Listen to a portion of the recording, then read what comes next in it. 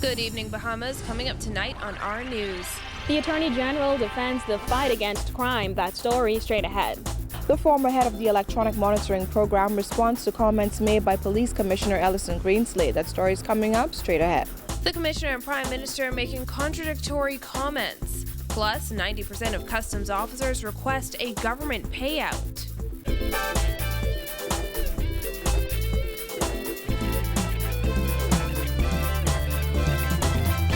Welcome to our news and thanks for joining us. I'm Christina McNeil. Topping news tonight, Attorney General Alison Maynard Gibson is acknowledging that the Bahamas is facing a crime crisis, but says it's not an issue that should be politicized. She says the government is working around the clock to turn things around, including introducing legislation like the controversial Interception of Communications bill, which she insists adds to their arsenal. Jasmine Brown reports.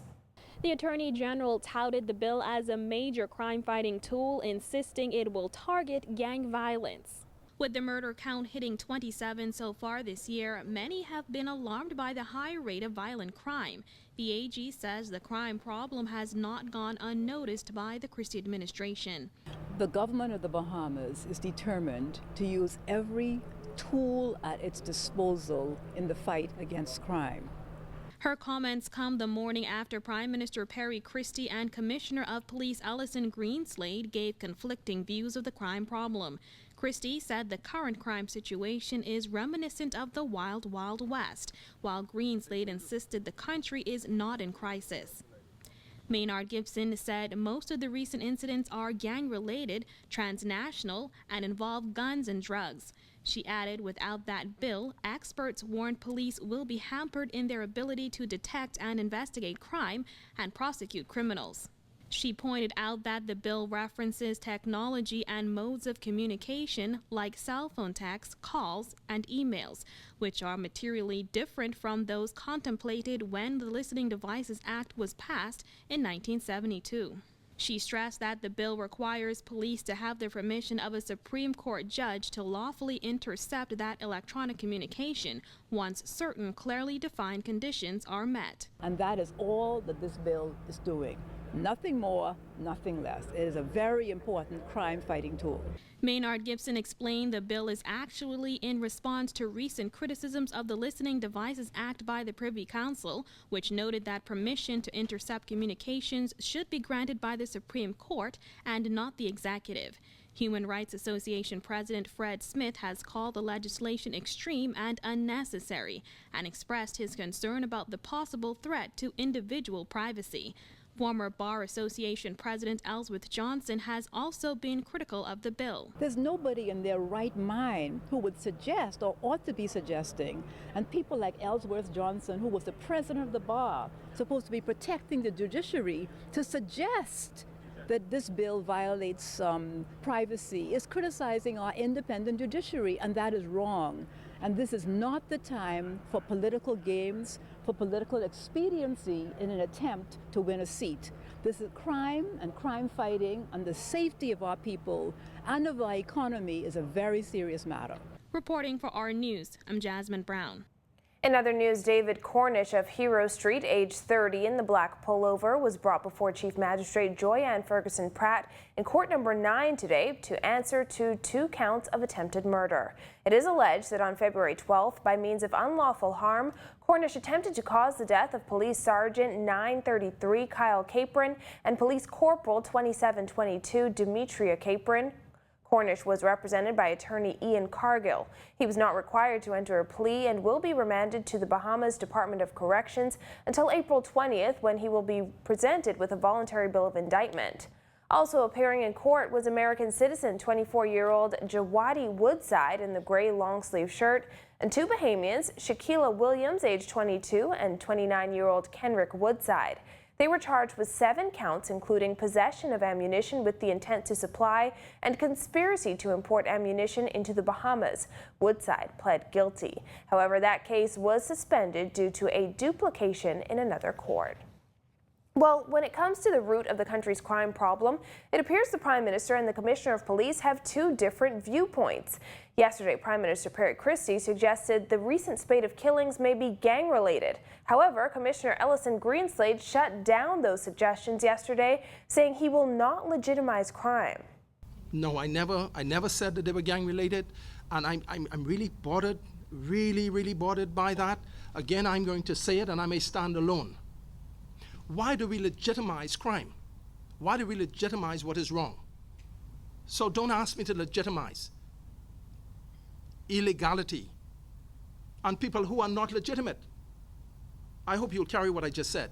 Greenslade says other law enforcement organizations have recognized that gangs should not be legitimized.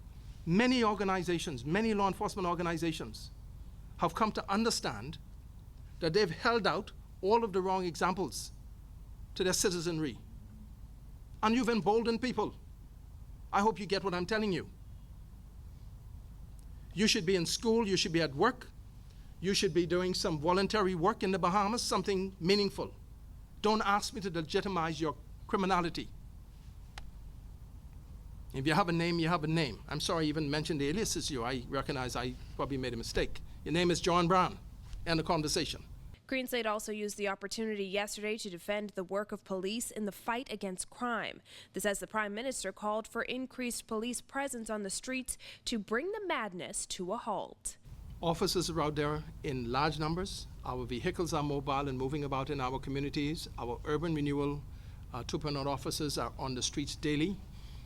We have interventions in our schools, interventions in our churches, to the extent that we are out there speaking to people, asking them to keep their eyes open, asking them to take the requisite prevention measures to ensure that they and their family members are safe.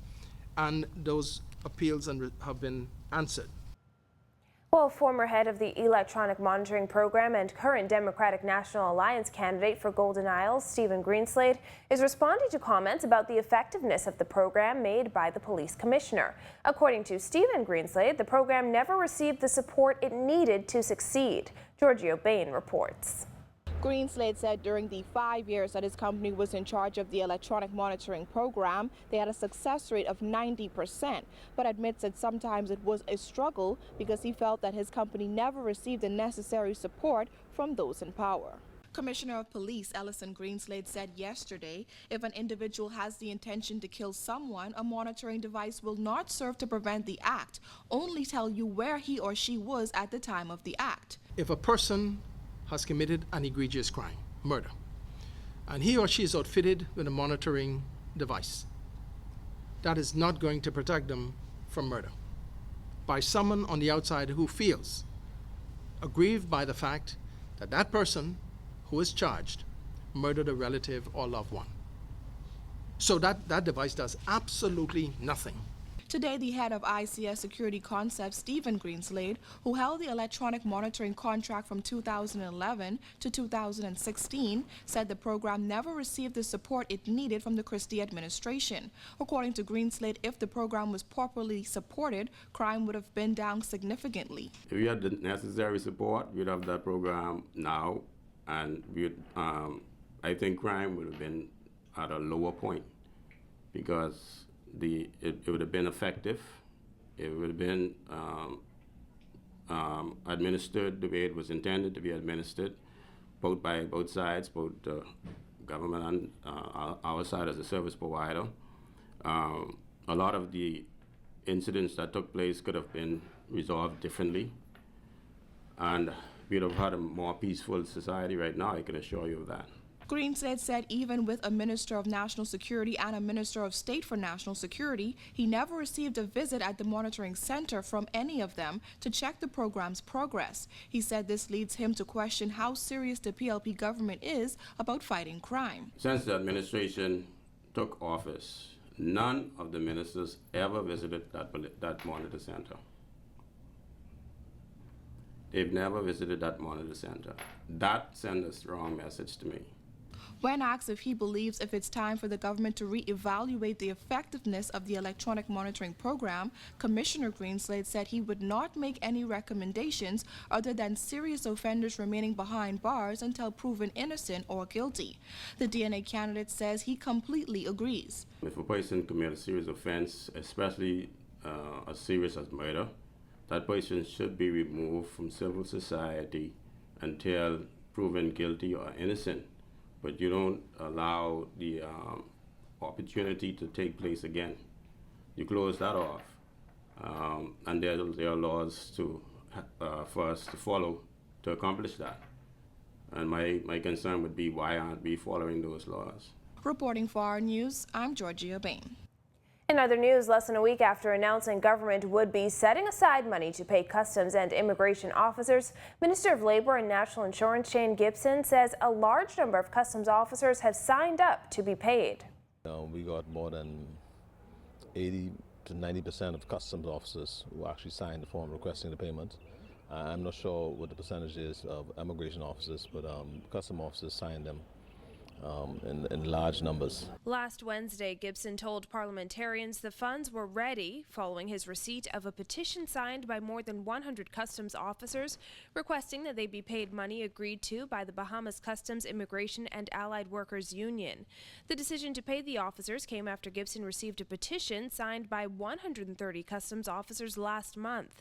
The petition stated that the bargaining unit had lost confidence in the leadership of the union, including President Sloan T. Smith and the entire executive board, and no longer wished for them to negotiate on their behalf. Smith has since told the media that he believes Gibson is playing politics. He also questioned the timing of the announcement, insisting that the funds should have been ready since the union came to an agreement with the government last July. But Gibson says he's not surprised that Smith and his team were unable to seal the deal based on their inexperience as trade unionists. They're really nice young men. Inexperienced as trade unionists, but nice young man. Gibson says there is still the issue of working out the union's outstanding industrial agreement. This new generation of union executives, I don't know about them. When I was a union president, I never, ever came to the table with a lawyer. I never, ever went to court to try and negotiate a contract. I always did it around the table. But this new generation, they don't come to the table without a lawyer. They have no mind of their own. They have no negotiating skills, and so I guess it's very difficult for them to negotiate on behalf of their members. I guess that's why they hire lawyers and pay lawyers the big bucks. So instead of the monies remaining in the union, the lawyers are now paid, the monies are now used to pay legal fees. And so I would encourage workers across the country, when you elect executives, elect persons who can represent you. Don't elect persons who have to pay people to represent you. That's defeating the whole purpose of what trade union is all about. Still to come on our news, 46 firearms seized by police, plus MPs get set to debate the controversial boundaries report. That's coming up when our news returns.